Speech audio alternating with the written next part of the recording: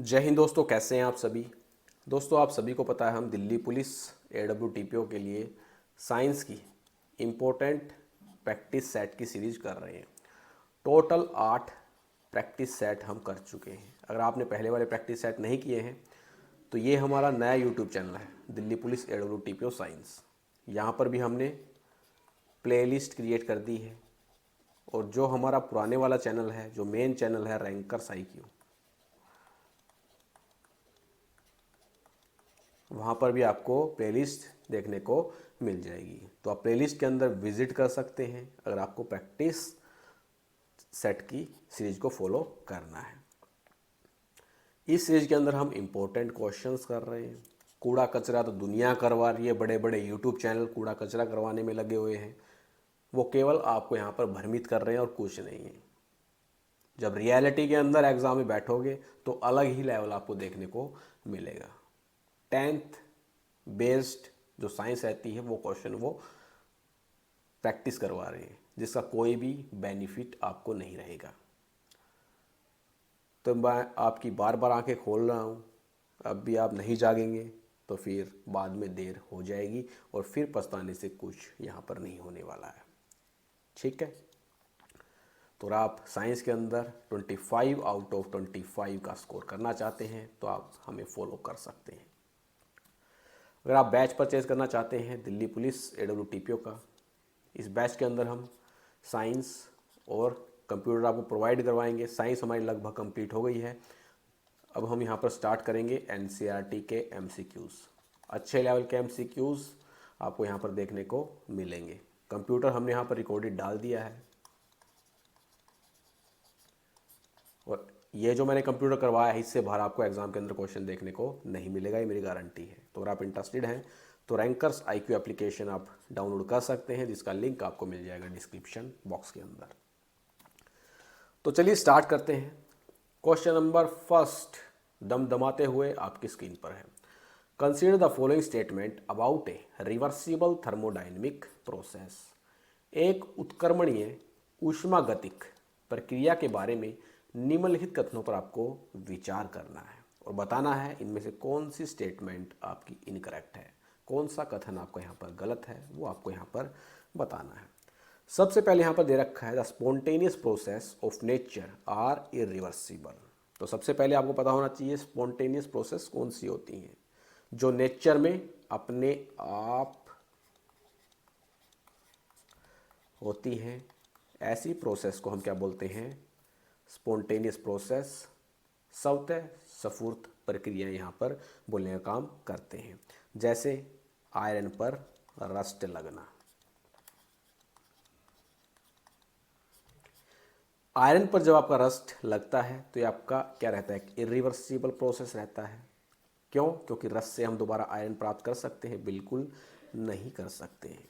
ठीक है, हीट का जो फ्लो होता है आपका हमेशा गर्म बॉडी से ठंडी बॉडी की तरफ होता है। ठीक है, ठंडी से आपको कभी भी गर्म देखने की तरफ देखने को हीट का फ्लो नहीं मिलेगा। ठीक है, तो क्या रहता है? आपका इरिवर्सिबल प्रोसेस होता है। तो जितनी भी नेचर के अंदर स्पॉन्टेनियस प्रोसेस होती हैं सभी आपकी इरिवर्सिबल होती हैं। प्रकृति की स्वतः स्फूर्त प्रक्रियाएं आपकी अनुत्क्रमणीय होती हैं। बिल्कुल सही स्टेटमेंट है ये। चलिए नेक्स्ट यहाँ पर आता है a process is reversible only if it is quasi static system in equilibrium with surrounding at every stage and there are dissipative facts. एक प्रक्रिया केवल तभी उत्क्रमणीय होती है जब वह अस्थैतिक होती है। प्रत्येक चरण में परिवेश के साथ संतुलन में प्रणाली और अपव्ययी प्रभाव आपको यहाँ पर देखने को मिलता है। यह आपकी गलत स्टेटमेंट हो जाएगी। क्वासी स्टेटिक का मतलब यहाँ पर क्या होता है? हर स्टेज पर सिस्टम और सराउंडिंग आपको यहाँ पर इक्विलिब्रियम के अंदर देखने को मिलता है। जैसे मैं यहाँ पर एक गैस का सिलेंडर लेता हूँ और इस सिलेंडर के ऊपर यहाँ पर एक पिस्टन लगा देता हूँ। अब मैं धीरे धीरे इस पिस्टन को ऊपर की तरफ करता हूँ। तो ऐसा करने से यहाँ पर क्या देखने को मिलेगा? सिस्टम और सराउंडिंग के बीच में यहाँ पर आपको इक्विलिब्रियम देखने को मिलेगा हर स्टेज के ऊपर। ये केवल आपका एक हाइपोथेटिकल कॉन्सेप्ट है, काल्पनिक कॉन्सेप्ट आपका रहेगा। रियलिटी में ऐसा आपको यहाँ पर देखने को नहीं मिलता है, ठीक है। और क्वासिस्टेटिक प्रोसेस के अंदर आपको डिसिपेटिव इफेक्ट्स देखने को नहीं मिलती है। डिसिपेटिव इफेक्ट्स का मतलब यहाँ पर क्या है? फ्रिक्शन, विस्कोसिटी, रेजिस्टेंस, ये आपको यहाँ पर देखने को नहीं मिलते हैं। तो यहाँ पर क्या बोल रखा है? क्वासिस्टेटिक के अंदर डिसिपेटिव इफेक्ट्स आपके होते हैं। गलत स्टेटमेंट हो जाएगी। क्वासिस्टेटिक के अंदर डिसिपेटिव इफेक्ट्स नहीं होते हैं, जैसे फ्रिक्शन हो गया, विस्कोसिटी हो गया, रेजिस्टेंस हो गया, तो ये चीज़ें आपको क्वासिस्टेटिक के अंदर देखने को नहीं मिलती हैं, ठीक है। यहाँ पर सिस्टम और जो सराउंडिंग रहता है वो आपका हर स्टेज के अंदर इक्विलिब्रियम के अंदर देखने को मिलता है। और ये आपका एक हाइपोथेटिकल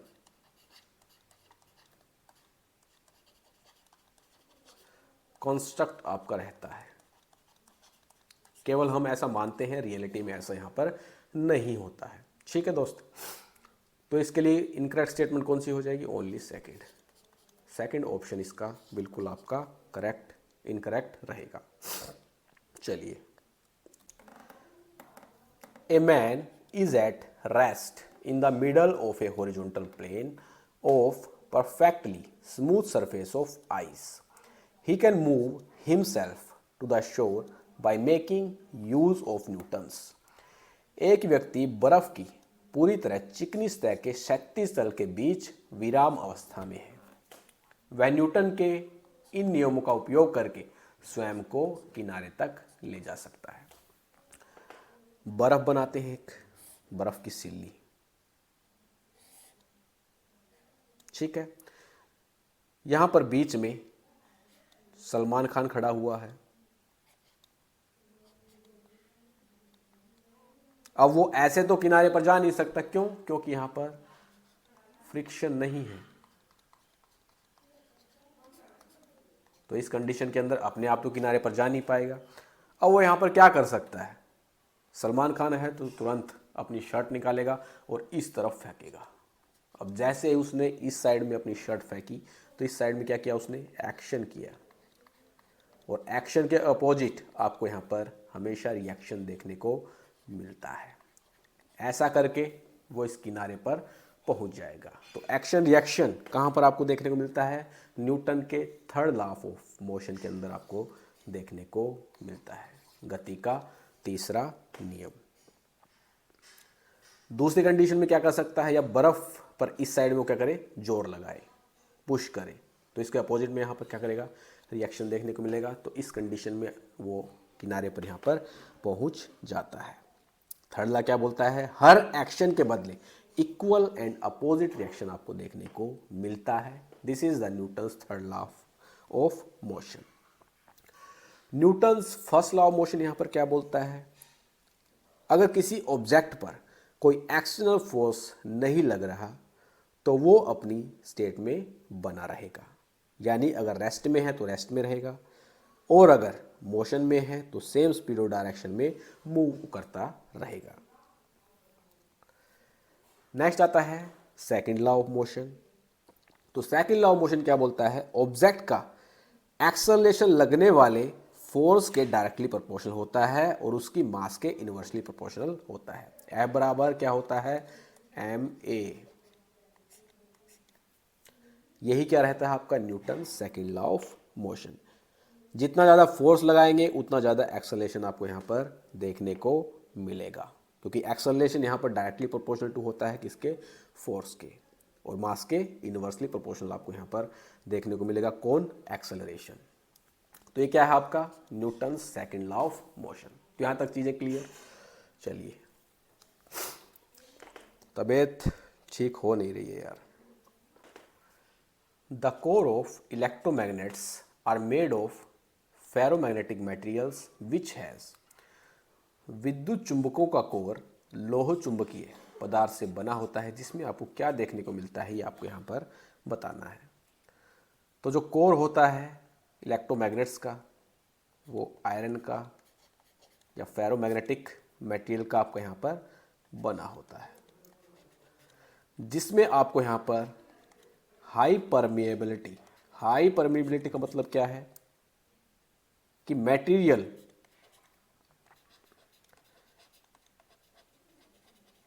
के अंदर मैग्नेटिक फील्ड आपकी आसानी से बन सके। स्ट्रॉन्ग मैग्नेट बनाने में ये मदद करता है कौन? High permeability. और जो आपकी लो रिटेंटिविटी होती है, इसका मतलब है कि जैसे ही हम करंट को बंद करेंगे, मैग्नेटिज्म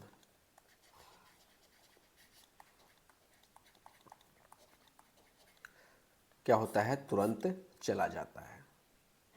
ठीक है, तो जो कोर होती है इलेक्ट्रोमैग्नेट्स की, वो आपकी फेरोमैग्नेटिक मटेरियल्स की बनी होती है, जिसमें आपको हाई परमिएबिलिटी और लो रिटेंटिविटी देखने को यहाँ पर मिलती है। उच्च पारगम्यता और निम्न धारणशीलता आपको यहाँ पर देखने को मिलेगी। चलिए next question, question number 4। Which of the following statement regarding oxidation and reduction are correct?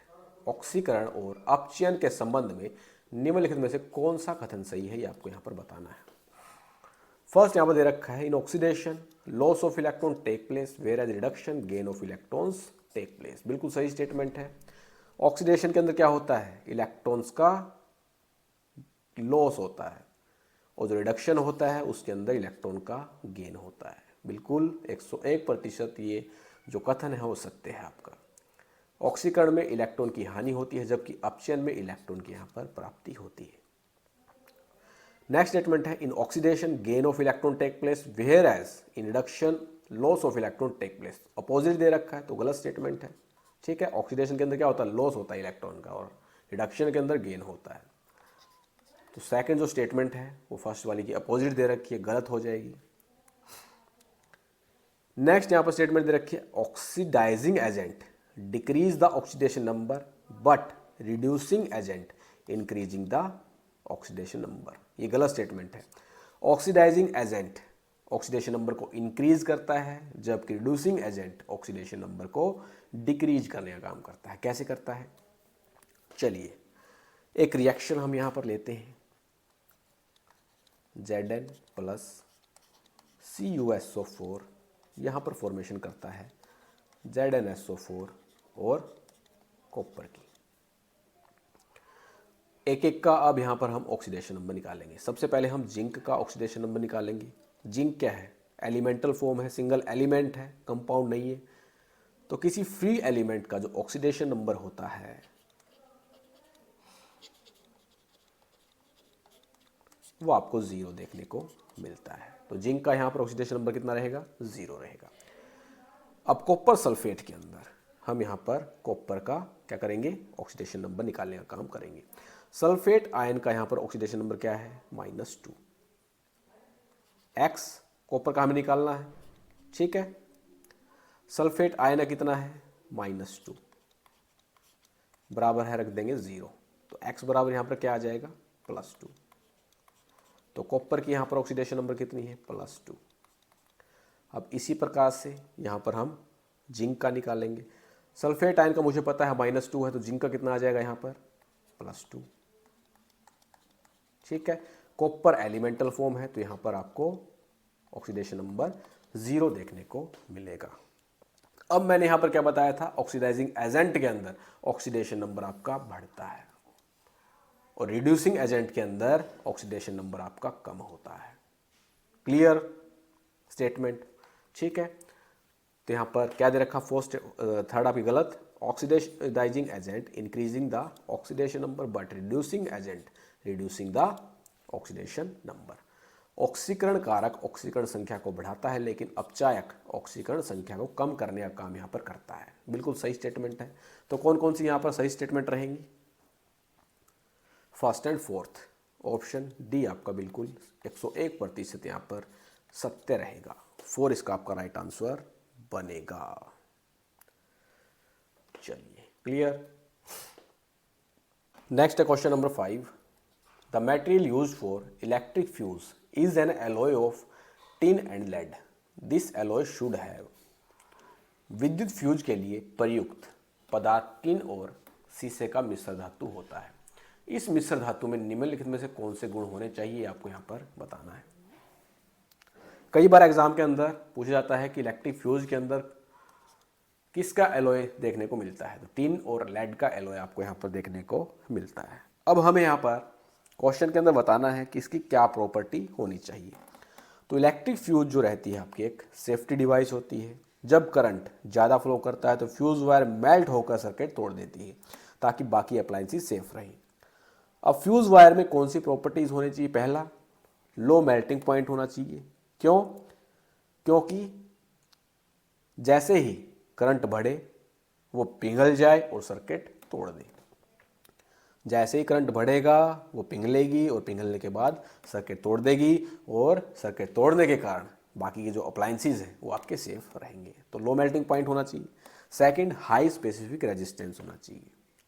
अगर रेजिस्टेंस आपका हाई होगा तो थोड़ा सा करंट बढ़ने पर ही वो गर्म हो जाएगी और मेल्ट हो जाएगी, और जैसे ही मेल्ट होगी सर्किट को ब्रेक करेगी। ब्रेक करेगी तो बाकी के अप्लायंसेस आपके सेफ रहेंगे। तो ये जो अलॉय है इसके अंदर प्रॉपर्टी आपको देखने को मिलती है हाई स्पेसिफिक रेजिस्टेंस और लो मेल्टिंग पॉइंट आपको यहाँ पर देखने को मिलेगा। उच्च विशिष्ट प्रतिरोध और निम्न गलनांक आपको यहाँ पर देखने को मिलता है। चलिए नेक्स्ट क्वेश्चन, जुखाम हो रहा तगड़ा। विच one of the following statement is correct? निम्नलिखित में से कौन सा कथन सही है ये आपको यहाँ पर बताना है। फर्स्ट स्टेटमेंट है Rutherford's alpha particle scattering experiment led to the discovery of electron. Rutherford का जो अल्फा पार्टिकल स्कैटरिंग एक्सपेरिमेंट था उससे इलेक्ट्रॉन की डिस्कवरी हुई थी। गलत स्टेटमेंट है। इलेक्ट्रॉन की डिस्कवरी आपकी की गई थी जे थॉमसन के द्वारा, और रदरफोर्ड का जो अल्फा स्कैटरिंग एक्सपेरिमेंट था इसके द्वारा न्यूक्लियस की डिस्कवरी हुई थी, ना कि इलेक्ट्रॉन की। तो रदरफोर्ड के अल्फा प्रकीर्णन प्रयोग से यहाँ पर न्यूक्लियस की खोज हुई थी, ना कि इलेक्ट्रॉन की। तो फर्स्ट स्टेटमेंट गलत। नेक्स्ट दे रखा है J Thomson suggested that the nucleus of an atom contains proton. ये गलत स्टेटमेंट हो जाएगी। जे थॉमसन के द्वारा इलेक्ट्रॉन्स की डिस्कवरी हुई थी और रदरफोर्ड का जो अल्फा पार्टिकल स्कैटरिंग एक्सपेरिमेंट था उससे न्यूक्लियस की डिस्कवरी हुई थी। ठीक है, तो सेकंड स्टेटमेंट भी आपके यहाँ पर गलत हो जाएगी। एक यहाँ पर और क्वेश्चन पूछा जाता है जे थॉमसन के द्वारा कौन सा मॉडल लिया गया था? तो जे थॉमसन के द्वारा पॉलम पडिंग, कई बार बता चुका हूं मैं, मॉडल यहां पर दिया गया था। ठीक है, तो सेकंड स्टेटमेंट गलत। नेक्स्ट दे रखा है the atomic number of an electron of an element is the same as number of proton of its atom. जो एटॉमिक नंबर होते हैं वो नंबर ऑफ प्रोटॉन के बराबर होते हैं, और जो नंबर ऑफ प्रोटॉन है वो नंबर ऑफ इलेक्ट्रॉन्स के बराबर होते हैं न्यूट्रल एटम के अंदर। तो थर्ड स्टेटमेंट आपकी बिल्कुल यहां पर सही रहेगी। एटॉमिक नंबर बराबर होता है आपका नंबर ऑफ प्रोटॉन्स, और नंबर ऑफ प्रोटॉन्स यहां पर नंबर ऑफ इलेक्ट्रॉन्स के बराबर होते हैं न्यूट्रल एटम में। ठीक है, तो थर्ड स्टेटमेंट सही रहेगी।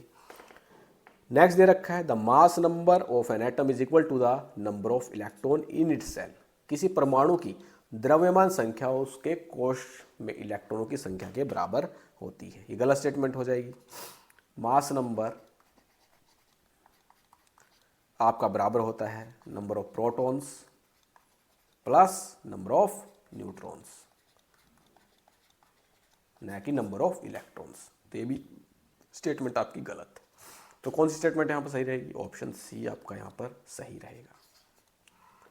सी इसका आपका राइट आंसर बनेगा।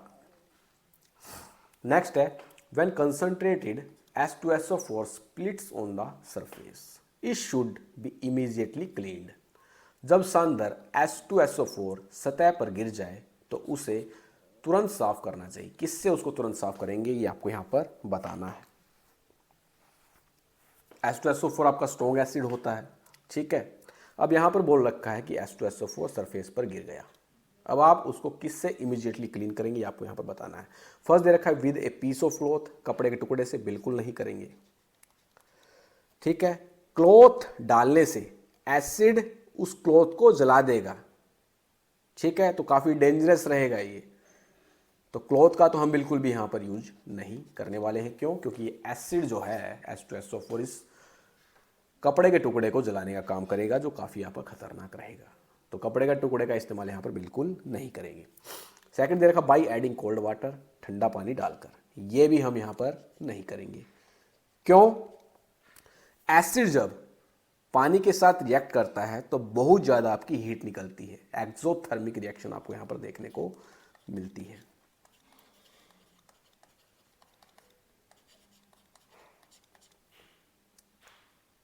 अगर डायरेक्टली पानी आपका डाला जाए तो एसिड उछल सकता है, आपकी स्किन पर गिर गया तो स्किन जला देगा, ख़त्म ही कर देगा।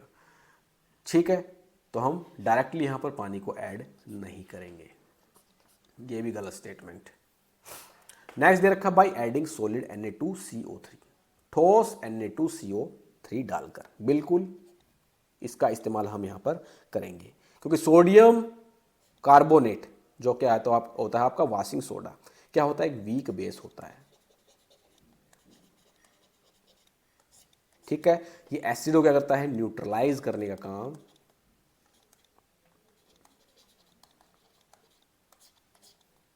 काम करता है। ठीक है, तो हम क्या करेंगे, बाई एडिंग सॉलिड Na2CO3, ठोस Na2CO3 डालकर हम उसे क्या करेंगे, तुरंत साफ करने का काम यहाँ पर करते हैं। ठीक है, तो ऑप्शन सी आपका यहाँ पर करेक्ट रहेगा। CaCl2, तो ये भी आपका एक न्यूट्रलाइजिंग एजेंट नहीं है। ठीक है, ये भी एसिड के साथ क्या करेगा, रिएक्ट करके यूजफुल रिजल्ट आपको नहीं देगा। तो ऑप्शन सी आपका यहाँ पर करेक्ट रहेगा, Na2CO3। नेक्स्ट क्वेश्चन है, which of the statements given below is या are correct? Permanent hardness of water is due to the presence of soluble. नीचे दिए गए कथनों में से कौन सा या से सही है, आपको बताना है। जल की स्थायी कठोरता निम्नलिखित में से किसकी उपस्थिति के कारण होती है, ये आपको यहाँ पर बताना है। वाटर के अंदर हार्डनेस आपकी दो तरह की होती है। पहला टेम्पोरेरी हार्डनेस। टेम्पोरेरी हार्डनेस आपको बाइकार्बोनेट से कारण देखने को मिलती है। जैसे आपके कैल्शियम बाइकार्बोनेट हो गए, मैग्नीशियम बाइकार्बोनेट हो गए, ये बॉइलिंग से क्या होते हैं, रिमूव हो जाते हैं, इसलिए क्या रहते हैं, टेम्परेरी रहते हैं। दूसरी प्रकार की जो आपकी हार्डनेस है वो है आपकी परमानेंट हार्डनेस। ठीक है, परमानेंट हार्डनेस आपकी क्लोराइड्स और सल्फेट्स के कारण होती है। जैसे आपका कैल्शियम क्लोराइड हो गया, मैग्नीशियम क्लोराइड हो गया, कैल्शियम सल्फेट हो गया और मैग्नीशियम सल्फेट हो गया। अगर हम बॉइलिंग भी यहाँ पर करेंगे तो ये क्या रहेंगे, परमानेंट आपके देखने को मिलेंगे, रिमूव आपके नहीं होते हैं। जबकि टेम्परेरी के अंदर जब हम यहाँ पर क्या करते हैं, बॉइलिंग करते हैं, तो ये जो बाइकार्बोनेट्स होते हैं ये आपके रिमूव हो जाते हैं, इसलिए क्या होते हैं, टेम्परेरी होते हैं। तो परमानेंट हार्डनेस किसके कारण देखने को यहाँ पर मिलती है, तो आपको क्लोराइड और सल्फेट्स के कारण देखने को मिलती है। तो फर्स्ट के अंदर क्लोराइड है कैल्शियम का, बिल्कुल। बाइकार्बोनेट्स के कारण टेम्परेरी आती है, सल्फेट्स के कारण परमानेंट आती है, बिल्कुल सही। बाइकार्बोनेट ऑफ मैग्नीशियम, इससे कारण आएगी आपकी टेम्परेरी, तो ये भी नहीं होगा। ठीक है, तो परमानेंट हार्डनेस की यहाँ पर बात की गई है, तो फर्स्ट एंड थर्ड आपका यहाँ पर राइट रहेगा। ऑप्शन बी आपका यहाँ पर राइट रहेगा। चलिए नेक्स्ट क्वेश्चन पर चलते हैं। All the elements in A group family have a common valency. जितने भी एलिमेंट्स ग्रुप के अंदर या फैमिली के अंदर देखे जाते हैं, सभी के आपको यहाँ पर कॉमन वैलेंसी देखने को मिलती है। For example, all the elements of carbon family, carbon, silicon, germanium, titanium, tin और लेड। कार्बन फैमिली कैसे याद करते हैं, कहें सीता जी सुनो प्रभु। ठीक है, कहें सीता जी सुनो प्रभु। सी से carbon, SI silicon, GE germanium, SN आपका टिन हो गया और PB हो गया आपका लेड। इन सभी की आपको वैलेंसी 4 देखने को मिलती है, लेकिन बोल रहा है कुछ केसेस के अंदर यहाँ पर जो एलिमेंट रहते हैं वो 2 वैलेंसी भी शो करते हैं। इनमें से कौन से एलिमेंट हैं, जो 2 वैलेंसी यहाँ पर शो करेंगे वो आपको यहाँ पर बताना है। ठीक है, तो कार्बन फैमिली कौन से ग्रुप के अंदर होती है? ग्रुप 14 के अंदर आपको ये देखने को मिलती है। कॉमन वैलेंसी आपको यहाँ पर देखने को मिलेगी, ये 4 देखने को मिलेगी, यानी कि ये टेट्रावैलेंट आपके रहते हैं। लेकिन जो आपके नीचे वाले एलिमेंट हैं, हैवी एलिमेंट्स हैं, इनके अंदर इनर्ट पेयर इफेक्ट की वजह से वैलेंसी आपको 2 भी देखने को मिल सकती है। इनर्ट पेयर इफेक्ट यहां पर क्या होता है?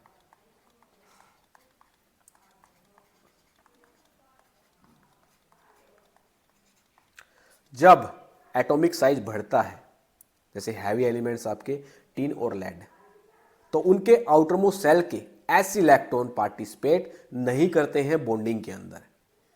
इससे उनका इफेक्टिव वैलेंसी आपका 2 हो जाता है इंस्टीड ऑफ 4। ठीक है, तो जर्मेनियम के अंदर आपको +2 वैलेंसी देखने को मिल सकती है, टिन के अंदर +2 वैलेंसी आपको देखने को मिल सकती है, और लेड के अंदर +2 वैलेंसी आपको यहाँ पर देखने को मिल सकती है। ऐसा क्यों होता है? इनर्ट पेयर इफेक्ट के कारण होता है। जब एटॉमिक साइज आपका बढ़ता है तो उनके आउटरमोस्ट सेल के एस इलेक्ट्रॉन्स पार्टिसिपेट नहीं करते हैं बॉन्डिंग के अंदर, इसलिए यहाँ पर +2 वैलेंसी भी आपको देखने को मिलती है इंस्टीड ऑफ 4। तो यहाँ पर जर्मेनियम, टिन और लेड, ऑप्शन सी आपका करेक्ट रहेगा। Next question, question number 10।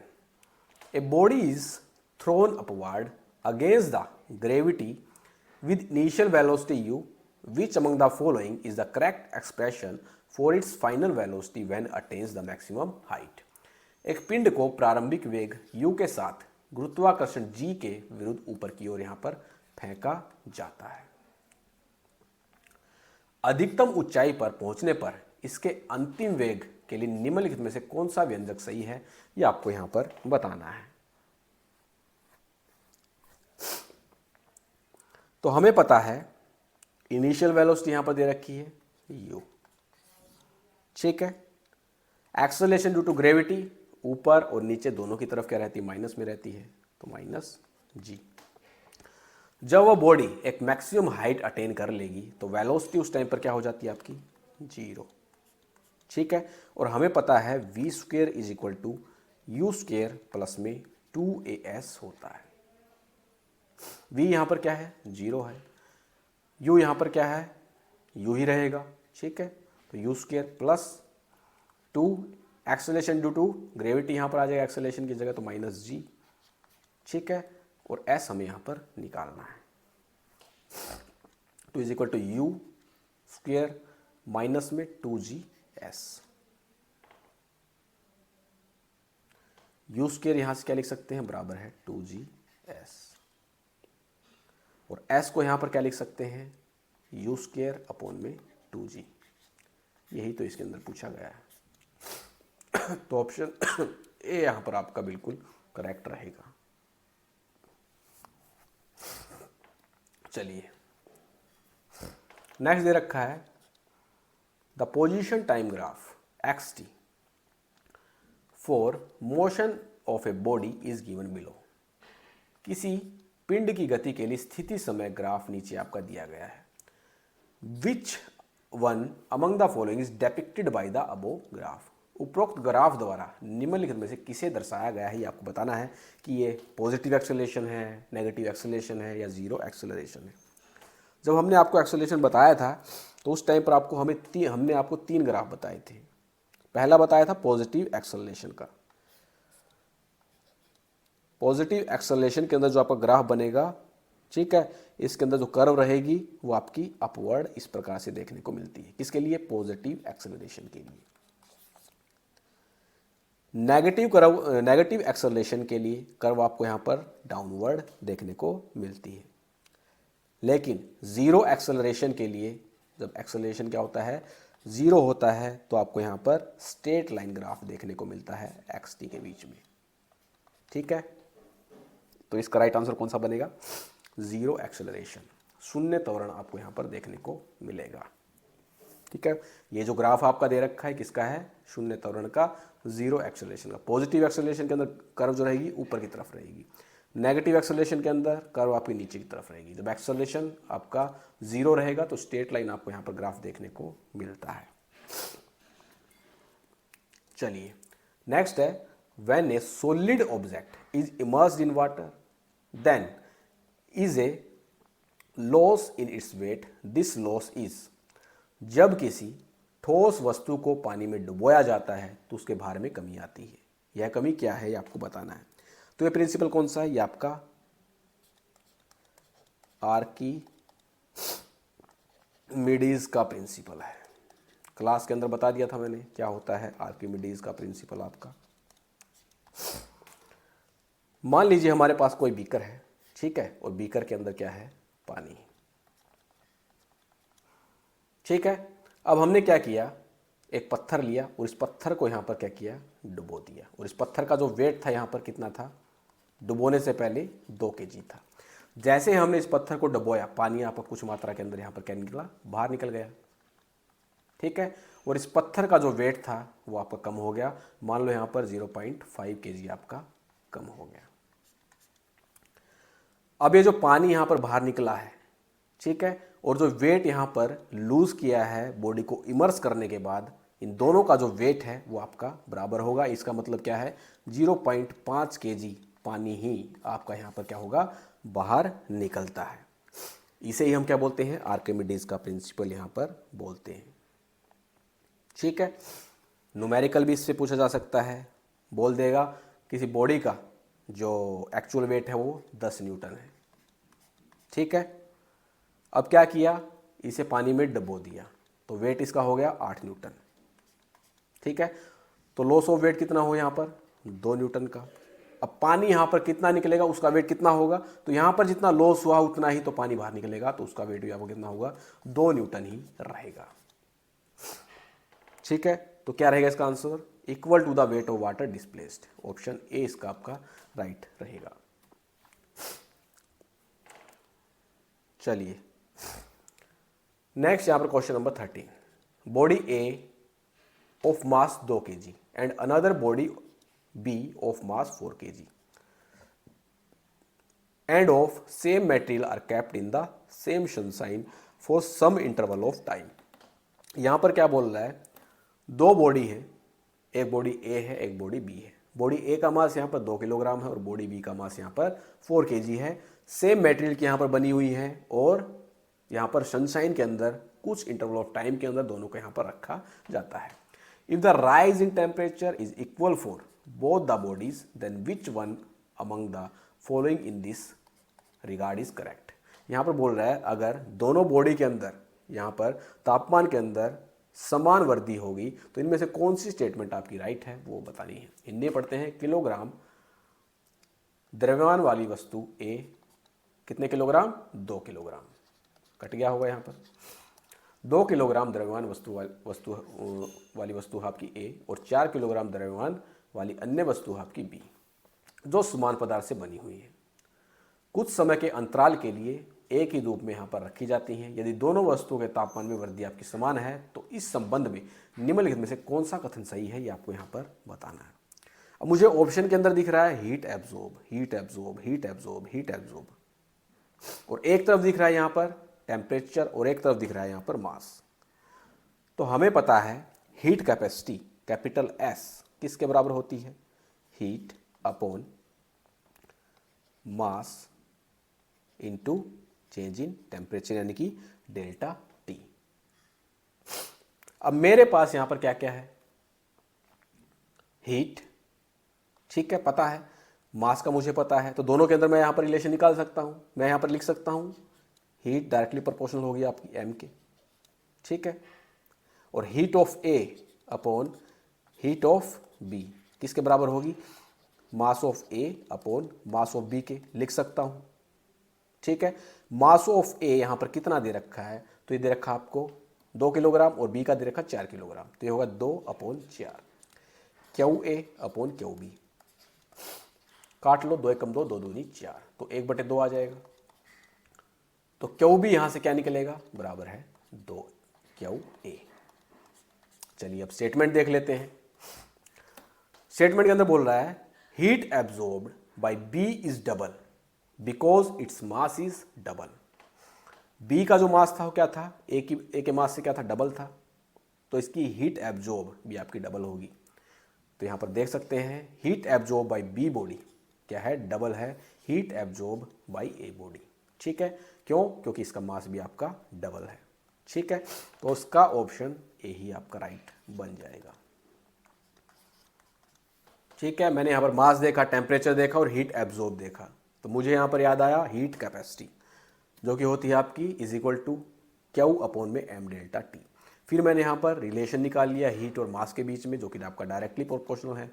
फिर मैंने यहाँ पर रेशियो निकाला Q A upon Q B, मैं लिख सकता हूँ M A upon M B. M B हमें दे रखा है 2/4 मैंने यहाँ पर लिया, काट दिया, तो मुझे यहाँ पर मिला क्यू बी बराबर है 2 into Q A. Q B के द्वारा जो यहाँ पर हीट एब्जॉर्ब की गई वो 2 गुना थी, किसके, क्यू ए के। चलिए next question. A सैक्रिफाइसल electrode like magnesium, zinc, etc. is used in corrosion protection because it संक्षारण संरक्षण में बली इलेक्ट्रोड, जैसे आपके मैग्नीशियम हो गया, जिंक हो गया, एल्यूमिनियम हो गया, ये सारे क्या रहते हैं आपके सैक्रिफाइसल इलेक्ट्रोड होते हैं। इनका यहाँ पर बताना है कि क्या काम करने का काम करते हैं। सैक्रिफाइसल इलेक्ट्रोड जैसे आपके मैग्नीशियम, जिंक, एल्यूमिनियम वो मेटल्स होते हैं जो आयरन से आपके ज़्यादा रिएक्टिव होते हैं। जब इन्हें किसी मेटल ऑब्जेक्ट के साथ जोड़ दिया जाता है तो ये खुद आपके जंग से प्रभावित हो जाते हैं, लेकिन मेटल को यहाँ पर बचा लेते हैं। क्यों, क्योंकि ये मेटल से आपके ज़्यादा रिएक्टिव होते हैं। मेटल कौन सी, आयरन। ठीक है, तो खुद तो इन पर कोरोजन आपका लग जाएगा, लेकिन ऑब्जेक्ट को ये बचाने का काम यहाँ पर करते हैं। तो corrodes itself but save the object, स्वयं संसारित होता है लेकिन वस्तु को यहाँ पर बचाने का काम करते हैं। सैक्रिफाइस दे देते हैं ये आयरन के लिए। ठीक है, और उसे बचाने का काम यहाँ पर करते हैं। नेक्स्ट है, सारी चीज़ें हमने डिस्कस कर रखी हैं। Consider the following statement regarding a lead storage battery. Lead storage battery के संबंध में निम्नलिखित कथनों पर आपको यहाँ पर विचार करना है। लेड स्टोरेज बैटरी आपकी सेकेंडरी सेल होती है, पॉइंट नंबर 1। ठीक है, यूज कहाँ कहाँ पर होता है इसका, कार के अंदर, इन्वर्टर के अंदर, ठीक है, यूपीएस वगैरह के अंदर, इन सभी में आपका लेड स्टोरेज बैटरी का काम प्रयोग किया जाता है। इसके अंदर जो आपका एनोड रहता है वो नेगेटिव चार्ज रहता है, ठीक है, जो कि आपका लेड का बना होता है, और जो आपका कैथोड होता है जो कि पॉजिटिव चार्ज होता है वो लेड ऑक्साइड का यहाँ पर बनता है। और इसके अंदर जो आपका इलेक्ट्रोलाइट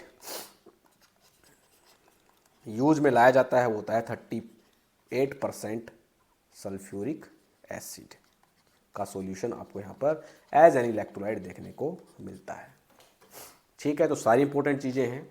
लेड स्टोरेज बैटरी आपकी सेकेंडरी सेल है, कहाँ पर यूज़ होती हैं, कार, इन्वर्टर और यूपीएस के अंदर यूज़ में होती हैं। एनोड आपका नेगेटिव चार्ज होता है जो कि आपका बना होता है लेड का, और जो आपका कैथोड होता है, कैथोड आपका लेड ऑक्साइड का यहाँ पर बना होता है। और इसके अंदर जो इलेक्ट्रोलाइट यूज़ में लाया जाता है वो 38% आपका सॉल्यूशन रहता है, किसका, H2SO4 का। तो first statement, the anode of a lead storage battery is made up of lead, सही स्टेटमेंट है। The cathode consist of grid of lead packed with lead oxide, cathode पर आपको लेड ऑक्साइड यहाँ पर देखने को मिलता है। तो दोनों स्टेटमेंट यहाँ पर क्या रहेंगी, आपकी ट्रू रहेंगी। दोनों कथन आपके यहाँ पर सत्य हैं। लेड स्टोरेज बैटरी का एनोड लेड से आपका बना होता है, कैथोड लेड ऑक्साइड यानी PbO2 से भरे लेड के ग्रिड से आपका बना होता है। तो दोनों कथन आपके सही रहेंगे यहाँ पर। चलिए next question, question number 16। As per Newlands octave which of the following has same properties as sodium. Newland के अष्टक सिद्धांत के अनुसार निम्नलिखित में से किसके गुण सोडियम के समान है, आपको यहाँ पर बताना है। तो 1866 के अंदर जोहन न्यूलैंड्स ने क्या किया, एलिमेंट्स को एटॉमिक मास के इंक्रीजिंग ऑर्डर के अंदर यहाँ पर अरेंज किया था।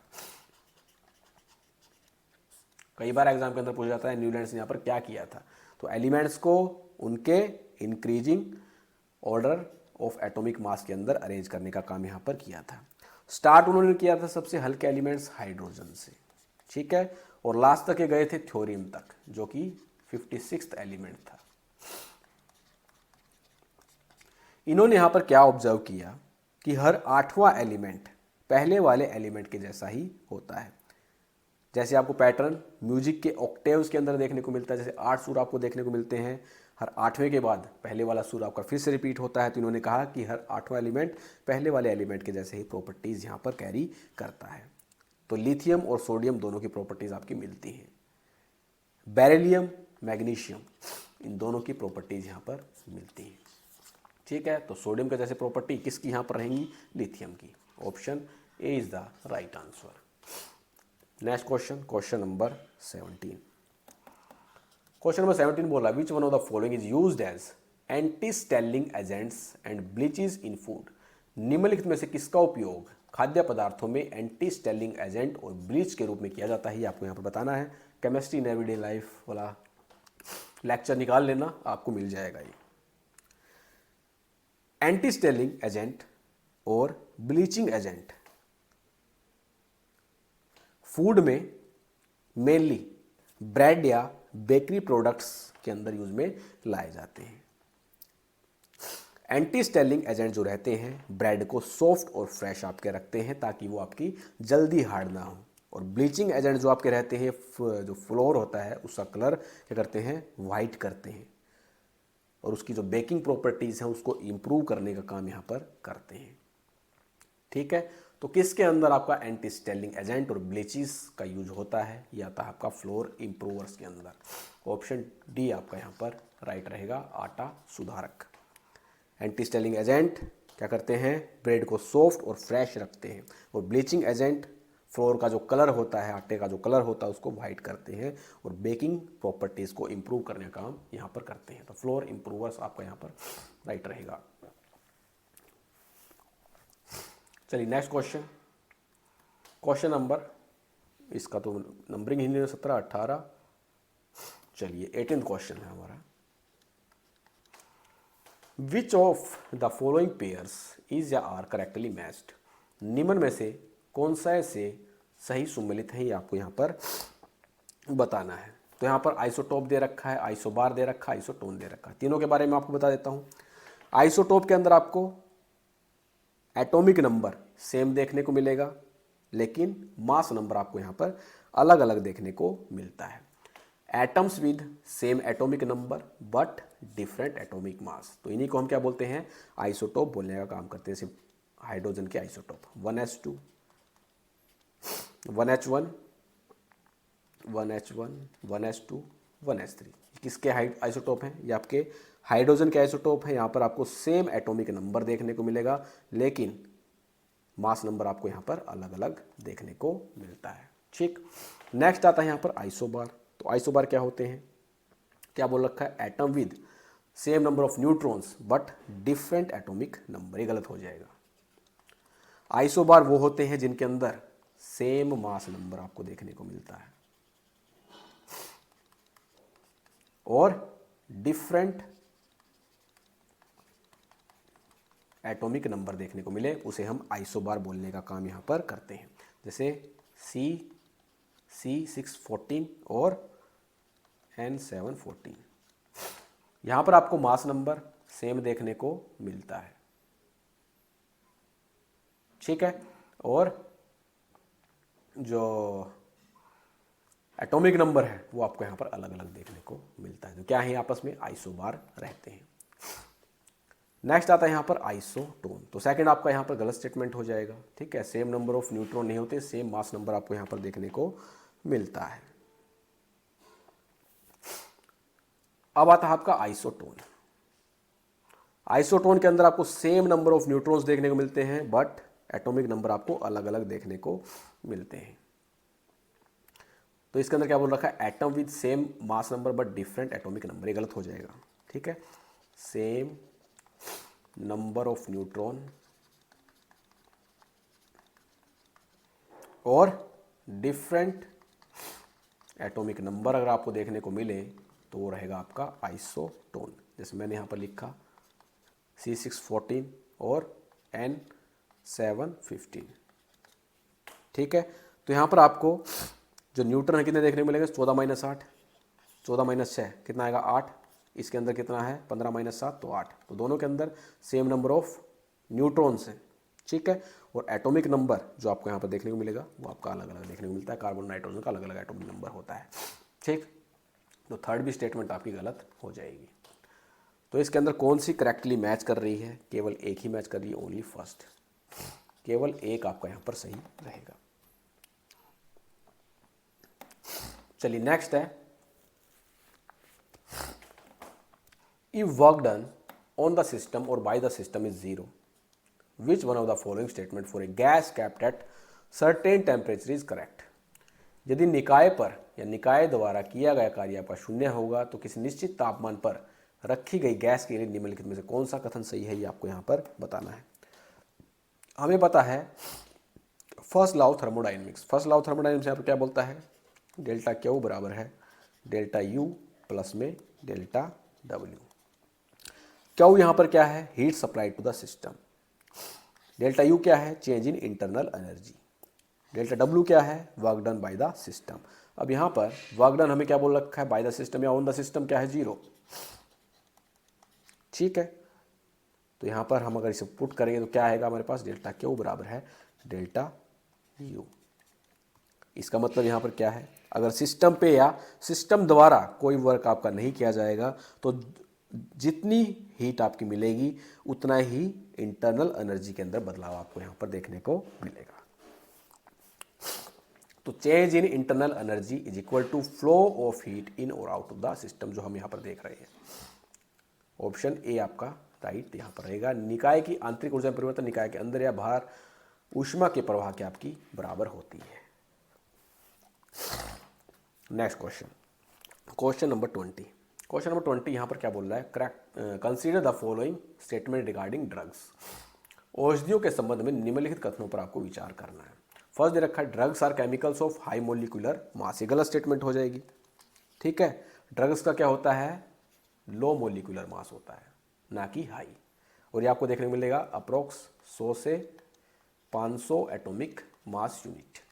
तो ड्रग्स का क्या रहता है, लो मोलिकुलर मास होता है। औषधियाँ उच्च आणविक भार वाले रसायन होते हैं, गलत स्टेटमेंट रहेगी। कम आणविक भार वाले आपके रसायन रहते हैं। कितना देखने को मिलता है, अप्रोक्स 100 से 500 एटॉमिक मास यूनिट आपको ये देखने को मिलता है। नेक्स्ट दे रखा है use of chemicals for therapeutic effect is called chemotherapy. चिकित्सा प्रभाव के लिए रसायनों के उपयोग को कीमोथेरेपी कहा जाता है, बिल्कुल सही स्टेटमेंट रहेगी। जब हम किसी डिजीज को क्योर करने के लिए केमिकल सब्सटेंस का यूज करते हैं तो उस प्रोसेस को हम क्या बोलते हैं, कीमोथेरेपी बोलने का काम करते हैं। जैसे कैंसर के ट्रीटमेंट में क्या करते हैं हम, कीमोथेरेपी करते हैं। तो सेकंड स्टेटमेंट राइट यहाँ पर रहेगी। यहाँ पर पूछी गई कौन सी सही है, तो सही कौन सी है, ओनली सेकंड, बी आपका यहाँ पर राइट रहेगा। चलिए next question number 21। Question number 21 बोल रहा है, who was the first to give a comprehensive explanation about the interaction between charged bodies and the behavior of electrical and magnetic field on macroscopic level। आवेशित पिंडों के बीच परस्पर क्रिया और स्थूल स्तर पर विद्युत और चुंबकीय क्षेत्रों के व्यवहार के बारे में व्यापक व्याख्या देने वाले पहले व्यक्ति कौन थे, ये आपको यहाँ पर बताना है। तो जेम्स क्लर्क मैक्सवेल ने सबसे पहले एक पूरी और साइंटिफिक आपकी एक्सप्लेनेशन दी थी, जिसमें उनके द्वारा कहा गया था कि इलेक्ट्रिक और मैग्नेटिक फील्ड कैसे एक दूसरे से आपकी इंटरेक्ट करती हैं और चार्ज बॉडीज़ पर कैसे ये इफेक्ट डालती हैं। ये सारे यहाँ पर जो स्टेटमेंट्स थी ये दी गई थी आपकी जेम्स मैक्सवेल के द्वारा। मैक्सवेल ने 4 इक्वेशन दी थी जिनको हम मैक्सवेल इक्वेशंस भी कहते हैं। इन इक्वेशंस ने इलेक्ट्रिसिटी, मैग्नेटिज्म और लाइट तीनों को एक ही थ्योरी में आपका जोड़ दिया था और यही आपका आगे चलकर इलेक्ट्रोमैग्नेटिक थ्योरी का बेस बना था। तो स्टेटमेंट किसके द्वारा दी गई थी, जेम्स मैक्सवेल के द्वारा। ऑप्शन बी आपका यहाँ पर राइट रहेगा। बाकी ऑप्शन देख लेते हैं। रॉबर्ट एंड्रयूस मिलिंकन, तो इनके द्वारा इलेक्ट्रॉन के चार्ज को मेजर किया गया था। और कौन सा एक्सपेरिमेंट इन्होंने किया था, कई बार एग्जाम के अंदर पूछ लिया जाता है, ऑयल ड्रॉप एक्सपेरिमेंट। किसके द्वारा किया गया था, रॉबर्ट एंड्रयूस मिलिंकन के द्वारा। हेनरी बेक्केल की बात करें, बेक्केल की बात करें तो रेडियो एक्टिविटी की खोज की थी। रेडियो एक्टिविटी की खोज की थी। जे थॉमसन की बात करें तो बच्चा बच्चा जानता है, इलेक्ट्रॉन की यहाँ पर खोज की थी जे थॉमसन ने। तो बी इसका आपका राइट आंसर बनेगा। नेक्स्ट है canal ray experiment led to the discovery of. Canal ray प्रयोग से किसकी खोज हुई थी, आपको ये बताना है। कैनाल रे एक्सपेरिमेंट बोलो या एनोड रे एक्सपेरिमेंट बोलो, किसके द्वारा किया गया था? ई गोल्डस्टीन के द्वारा यहां पर किया गया था। इस एक्सपेरिमेंट में उन्होंने देखा कि कैथोड रे ट्यूब में सिर्फ नेगेटिव रेज यानी कि इलेक्ट्रॉन्स ही नहीं बल्कि कुछ पॉजिटिव रेज भी निकल रही हैं, जिन्हें इन्होंने कहा था कैनाल रेज। और ये कैनाल रेज कैसी रहती हैं? पॉजिटिव चार्ज रहेंगी। ठीक है, इन्हीं रेज की स्टडी से आपकी जो प्रोटॉन था, जो कि आपका पॉजिटिव पार्टिकल है, उसकी डिस्कवरी हुई थी। तो कैनाल रे एक्सपेरिमेंट ने खोज की थी यहाँ पर प्रोटॉन की। ठीक है, इलेक्ट्रॉन की खोज जे थॉमसन के द्वारा की गई, प्रोटॉन की खोज यहाँ पर किसके द्वारा की गई? ई गोल्डस्टीन के द्वारा यहाँ पर की गई। रदरफोर्ड ने अल्फा स्कैटरिंग एक्सपेरिमेंट किया था जिससे न्यूक्लियस की डिस्कवरी हुई थी। चैडविक के द्वारा न्यूट्रॉन की यहाँ पर डिस्कवरी की गई थी। Next question, question number 23। A body attached to a spring balance weighs 10 kilogram on the earth. The body attached to the same spring balance is taken to a planet where gravity is half that of earth. The balance will read. सबसे पहले मैं आपको बता दूं कि spring balance जो measure करता है वो वेट मीज़र करता है। अब कुछ बच्चे यहाँ पर 10 किलोग्राम देखेंगे कि अर्थ पर मास 10 किलोग्राम है, ठीक है, तो प्लैनेट पर भी 10 किलोग्राम रहेगा। ठीक है, जो कि उनकी सबसे बड़ी गलती है। यहां पर क्वेश्चन पूछ रखा बैलेंस विल रीड, यानी कि स्प्रिंग बैलेंस क्या रीड करेगा? तो स्प्रिंग बैलेंस वेट को रीड करने का काम करता है। तो वेट बराबर किसके होता है? m इंटू जी के बराबर होता है। मास यहां पर कितना दे रखा है? 10 किलोग्राम दे रखा है। ठीक है, गुना में अर्थ पर ग्रेविटी कितनी देखने को मिलती है? 9.8 देखने को मिलती है। तो कितना आ जाएगा?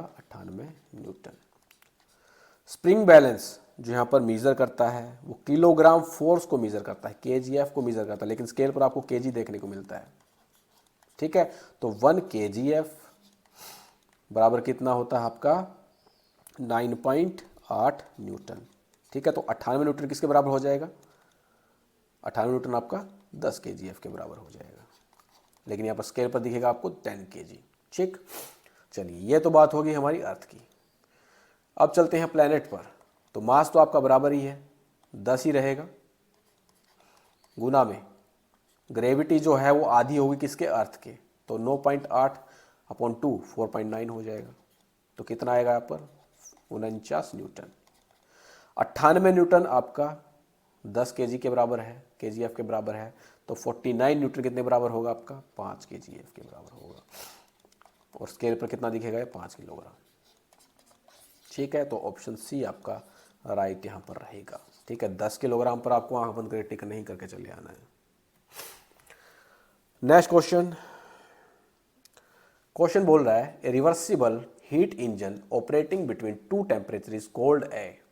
दो तापमानों के बीच संचालित होने वाले उत्क्रमणीय ऊष्मा इंजन को क्या कहा जाता है, आपको यहाँ पर बताना है। रिवर्सिबल हीट इंजन का मतलब है कि ऐसा इंजन जिसमें हीट का ट्रांसफर और वर्क का कन्वर्जन कंप्लीटली आपका रिवर्सिबल तरीके से हो। ये इंजन दो टेम्परेचर के बीच काम करता है। एक होता है आपका T1, ठीक है, जो हाई टेम्परेचर सोर्स आपका रहेगा,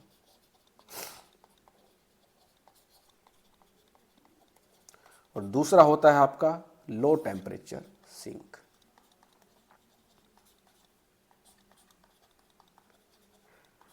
ये जो इंजन है दो टेम्परेचर के बीच यहाँ पर काम करता है। T1 यहाँ पर रहता है हाई टेम्परेचर सोर्स और T2 यहाँ पर रहता है लो टेम्परेचर सिंक। और ये रिवर्सिबल हीट इंजन कौन सा होता है? ये आपका कार्नोट इंजन होता है। ऑप्शन ए यहाँ पर आपका करेक्ट आंसर बनेगा। इसका नाम किसके द्वारा दिया गया था? सदी कार्नोट के द्वारा इसका नामकरण यहाँ पर किया गया था।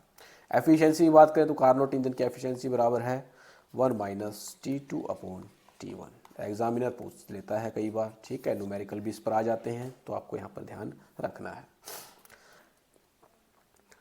नेक्स्ट है question number 25। Which one of the following statement given below is not correct. नीचे दिए गए कथनों में से कौन सा यहाँ पर सही नहीं है वो आपको यहाँ पर बताना है। तो ग्रेविटेशन के अंदर करवा रखी है चीज़ें। फर्स्ट दे रखा है a vertical plane passing through the axis of a freely suspended magnet is called the magnetic meridian. सही स्टेटमेंट है। जब हम एक मैग्नेट को फ्रीली यहाँ पर लटकाते हैं तो वो नॉर्थ साउथ डायरेक्शन में आपकी सेट हो जाती है। जिस प्लेन से वो गुजर रही होती है उसे हम क्या बोलते हैं, मैग्नेटिक मेरिडियन यहाँ पर बोलने का काम करते हैं, चुंबकीय यामित्र बोलने का काम यहाँ पर करते हैं। नेक्स्ट दे रखा है a vertical plane passing through the axis of rotation of earth is called the geographic meridian. वो वर्टिकल प्लेन जो एक्सिस ऑफ रोटेशन से यहाँ पर पास होता है उसे हम क्या बोलते हैं, ज्योग्राफिक मेरिडियन। पृथ्वी के घूर्णन अक्ष से गुजरने वाले ऊर्ध्वाधर तल को भौगोलिक यामित्र हम कहने का काम यहाँ पर करते हैं। ये आपके सामने अर्थ है, ठीक है। ये जो एनजी आप देख रहे हैं ये आपका क्या रहता है, ट्रू नॉर्थ आपको यहाँ पर देखने को मिलता है, ठीक है। ये जो आप एनएम देख रहे हैं ये क्या है, आपका मैग्नेटिक नॉर्थ, जो कि कंपास के द्वारा यहाँ पर दिखाने का काम किया जाता है। नेक्स्ट यहाँ पर पॉइंट है the degree to which magnetic field can penetrate a medium is known as relative permeability of the medium. चुंबकीय क्षेत्र किसी माध्यम से जिस सीमा तक प्रवेश कर सकता है उसे माध्यम की सापेक्ष पारगम्यता कहते हैं। ये भी आपकी सही है। ये आपको ये बताता है कि कोई मटेरियल मैग्नेटिक फील्ड को कितना पास होने देता है, उसे हम क्या बोलते हैं, रिलेटिव परमेबिलिटी बोलने का काम यहाँ पर करते हैं। नेक्स्ट दे रखा है the relative permeability is not a dimensionless quantity. सापेक्ष पारगम्यता एक विमाहीन राशि नहीं, ये गलत हो जाएगा। रिलेटिव परमेबिलिटी आपकी डायमेंशन लेस होती है, ठीक है। तो डी ऑप्शन आपका यहाँ पर गलत हो जाएगा। तो ऑप्शन डी इसका राइट आंसर रहता है, ठीक है भाई। तो यहाँ पर कंप्लीट होता है आज का हमारा प्रैक्टिस सेट। कमेंट बॉक्स के अंदर कमेंट करके बताइए आपका स्कोर कितना रहा। वो वीडियो को आपको ज़्यादा सपोर्ट करना है क्योंकि आज मेरी तबीयत भी ख़राब थी, फिर भी मैंने आपके लिए प्रैक्टिस सेट रिकॉर्ड किया है। तो मिलते हैं नेक्स्ट वीडियो के अंदर। ज़्यादा प्यार दिखाइए और ग्रुप्स के अंदर शेयर कीजिए ताकि ऐसे से ऐसा कंटेंट हम यहाँ पर आपके लिए लेकर आते रहें। तो मिलते हैं नेक्स्ट वीडियो के अंदर। जय हिंद, जय भारत।